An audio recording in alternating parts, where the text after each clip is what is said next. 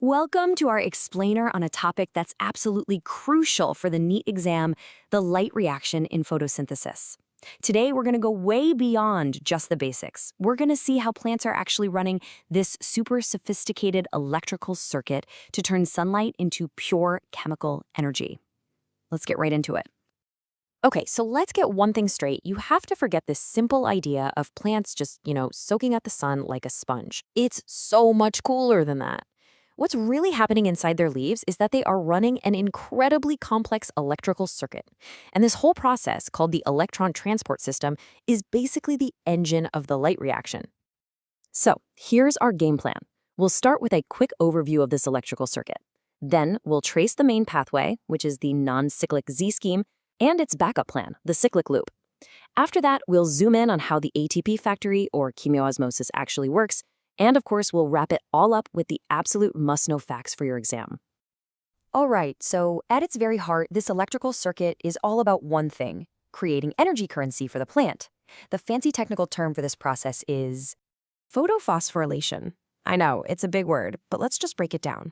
Photo, well, that just means light, and phosphorylation, that's just the process of adding a phosphate group to ADP to create ATP, which, as you know, is the main energy molecule for any cell. So it literally just means making ATP using light. And plants have two main ways of getting this done. So let's jump into the main event, the primary pathway for all this energy production: non-cyclic photophosphorylation, which is much more famously known as the Z-scheme. So why the name Z-scheme? Well, it actually comes from the shape you see right here, which kind of looks like a sideways Z. And that shape isn't just random. It's what you get when you map out the electron's entire journey based on its energy level, or what we call its redox potential. Honestly, you can think of it like a roller coaster for electrons. It starts up high, takes a dip down, gets another big boost up, and then finishes its ride. Okay, so what's super important is to get this journey down in 4 steps. First, photosystem 2 gets sapped with light and gets activated. The electron gets excited and jumps up.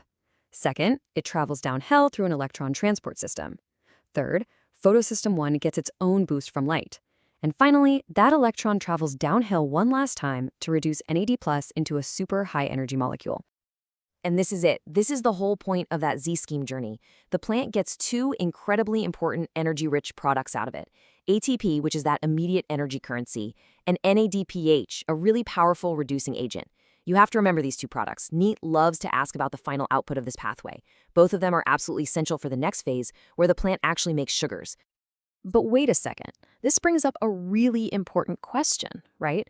If photosystem 2 is constantly firing off electrons to power this whole process, where in the world does it get replacements? I mean, it can't just run out. There has to be a source. And that source is water. There's a process called water splitting that happens, and it's physically connected to photosystem 2, right on the inner side of the thylakoid membrane. Water gets broken apart into protons, electrons, and oxygen. The electrons are used to refill PS2 so the show can go on, and the oxygen is released as a byproduct. Yep, that's the very oxygen we're all breathing right now. But the Z-scheme isn't the only trick up the plant's sleeve. Sometimes it needs to run in a more efficient kind of economy mode. And this is where the cyclic pathway comes into play.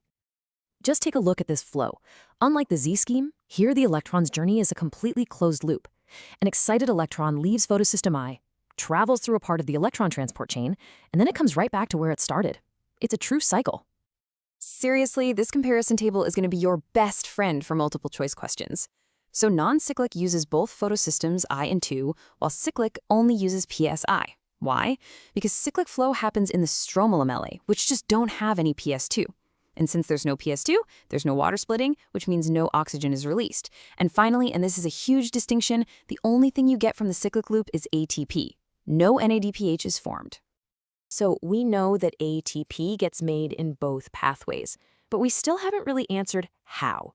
How is the energy from that electron transport chain actually turned into ATP? Well, that is all explained by the chemiosmotic hypothesis. So Peter Mitchell came up with this brilliant idea back in 1961. The main idea is that making ATP is powered by a proton gradient. The best way to think about it is like a hydroelectric dam. You use energy to pump water to one side of a dam, building up a ton of pressure. Then, when you let that water flow through a turbine, the pressure is released and it generates electricity. Well, in the chloroplast, the protons are the water and the ATP is the electricity. This diagram here shows that dam in action. Protons, or H+ ions, are pumped from the stroma into the thylakoid lumen, which creates a really high concentration inside. This builds up a powerful electrochemical gradient. The only way for these protons to escape back out is through a special channel, the ATP synthase enzyme. So how does this gradient get so strong? Well, three things are all happening at the same time. First, when water splits, it releases protons directly into the lumen. Second, as electrons move through the transport chain, a special carrier acts like a tiny pump, moving a proton from the stroma into the lumen. And third, on the other side of the membrane, protons are actually being used up to create NADPH. All three of these steps work together to create a massive proton gradient. And here is the grand finale. The gradient is broken down as all those protons rush through the channel, part of the ATP synthase, which is called the CF0 component. This powerful flow provides just enough energy to cause a change in the shape of the enzyme's head, the CF1 particle, which physically mashes ADP and inorganic phosphate together to create our energy-packed ATP molecule. It's just amazing. Phew! Okay, now that we've gone through all the mechanisms, let's lock in the key facts you'll need for your exam. These are the essential numbers and concepts you've got to remember. First up, let's talk about efficiency. The quantum requirement is the absolute minimum number of photons, packets of light, that are needed to produce just one molecule of oxygen during the non-cyclic pathway. And for photosynthesis, that magic number is 8. Next is the quantum yield, which is really just the flip side of the requirement. It tells us how much oxygen we get for just a single photon of light. So since it takes 8 photons to make one oxygen molecule, one photon yields 1/8 of an oxygen molecule, giving us a quantum yield of 12.5%. And finally, for chemiosmosis to even work at all, you need these 4 essential components. You absolutely have to have a membrane to separate the two sides. You need a proton pump to create the gradient. You obviously need the proton gradient itself, and you need the ATP synthase enzyme to harness that gradient's power. If you're missing even one of these, the whole factory just shuts down. And that brings us to the end. The ATP and NADPH we've just seen being made are used to power the very next phase, where the sugar is actually built. Now, the second phase doesn't directly need light itself.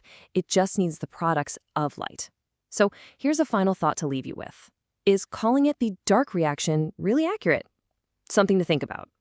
Thank you for joining this explainer.